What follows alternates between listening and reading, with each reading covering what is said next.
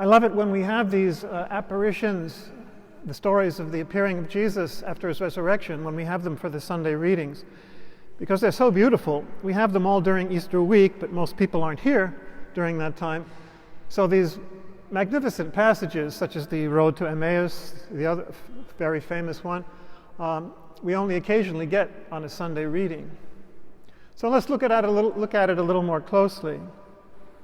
I mean, how beautiful it is. Personally, one of the most memorable moments was when I had just entered the Jesuits right after high school, and our first retreat was given by this Jesuit scholar, and he said that he considered this line the most beautiful in the whole New Testament. Which line? The one you just heard. As dawn was breaking, Jesus stood on the beach. And he said that was like as happens in our own life. We can go through a long night, a dark night of all kinds of distress or suffering and not catch anything, so to speak. Meanwhile, dawn does come, and that's when we see Jesus standing on the beach. Because Jesus is always there, and will appear especially at critical times like that. At critical times, as we see in the gospel with the disciples' own history, their own moment in their life after Jesus' passion. So he, does the miracle of the fish once again, and notice the psychology of the people involved. John, likely the beloved disciple, recognizes Jesus first, rather than Peter. And then Peter is the one the impetuous one, who leaps into the sea to go to Jesus on the shore. Now there's been a lot of speculation through the centuries about why there are 153 fish exactly. A number of interesting explanations. One is mathematical. If you add 1 plus 2 plus 3 plus 4 plus 5 all the way up to 17, you get 153. So that might be a way of saying there's fullness, a certain universality, all-inclusiveness in the message of Jesus. Another explanation is that according to the Roman author, the first century Roman author Pliny, there are 153 species. According to St. Jerome, 153 species of fish. Of course, we know there are a whole lot more than that, although I don't know for how much longer, the way we're treating the planet. In any case, that would also indicate, a universal. It's all inclusive, all the species, not just human, by the way. Go preach the gospel to every creature. So the whole planet is involved in the transformation of a new heavens and new earth in the kingdom of God. The only scriptural reference possible would be the second chapter of the second book of Chronicles, when Solomon is building the temple. It says that there were 153,000 aliens, immigrants, how about that, who were called in to help build the temple. So again, the whole earth, all the peoples are included in the gospel message.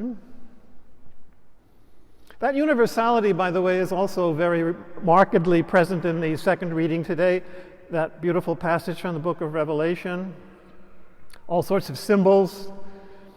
12 is a mystical number, an inclusive number, 4 times 3, 3 the spiritual world, 4 the natural world, the material world, according to Pythagoras and others. So 4 plus 3 is 7, mystical number, 4 times 3 is 12, a mystical number, and you have the 24 elders, Old and New Testament, or the elders of Israel, the elders, the 12 apostles, the 24 elders mentioned in that scene, or the 4 animals. Go back to the first chapter of Ezekiel, the 4 animals that we know we've associated with the 4 evangelists. St. Gregory the Great says the 4 phases of Christ's life: incarnation, passion, resurrection, Pentecost, ascension, Pentecost. Or, mystically speaking, the 4 levels of our own being: body, soul, spirit, and divine union. 4 times, when all the things in heaven, on earth, under the earth give praise, it's 4 praises. When it's heavenly praise, it's 7 adjectives, 7 nouns. So all of this is symbolic of the immense cosmic universality of Christ's kingdom. So wow! And this risen Christ, through whom, as Paul says, through him and for whom all things were created, in whom all things hold together, above every principality, power, and dominion, he cooks them breakfast. We saw last week how Jesus, when he returned, didn't come in majesty. He came and said, "Peace be with you," which is what he still does, especially when he's standing on the beach after a hard time. Well, today, and indeed today, in the Eucharist, he doesn't come in majesty, imposing himself like human powerful people would do, or still do, look around, our country, our world. No. He cooks them breakfast. They don't even recognize him. That's interesting, right? Why not? Well, the resurrection body is mysterious. It can take different forms and appear in different ways, as it did in Emmaus, where they didn't recognize him either. The point is, anywhere we look, we can really see Christ if we have eyes to see, including our own call to become Christ's, with or without apostrophe, in the world. And that's what we're called to do as well, to cook breakfast, to nourish one another, which is obviously what Jesus is doing all the time in the Eucharist, what he did, feeding the 5,000 and the 4,000 during his lifetime. So we're called to offer peace to one another, as we saw, and now we see we're called to nourish one another, maybe even physically with we have the Liz's pantry here, or the food pantries, but in our homes, out with friends in a restaurant, to recognize Jesus in the breaking of the bread, as the disciples to Emmaus did. But we are the ones who receive the food so that we can in turn give the food. So when in the first reading it says the apostles decided to obey God rather than humans, let's interpret it that way. We would obey humans if we, exercised our authority and our dominion and tried to get ahead and squashed people and, manipulated them. No, but if we obey God, then we're at the service of one another.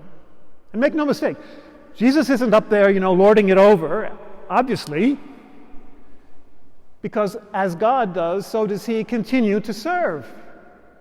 The Son of Man came not to be served, but to serve, and that doesn't stop with his resurrection. It becomes even more obvious and more intense with his resurrection. He's still at the service of the universe. And if we're called to follow Christ and be transformed into Christ, we are called to be at the service of the universe, of all people, of all times, of the whole planet, never mind the nationality, never mind the religion, never mind the sexual orientation. We're called to be at the service of all. Imagine if we could say that figuratively or actually to every person we meet. Come, have breakfast. That's the way the Lord serves us, and that's the way we should serve one another in, through, and as Christ.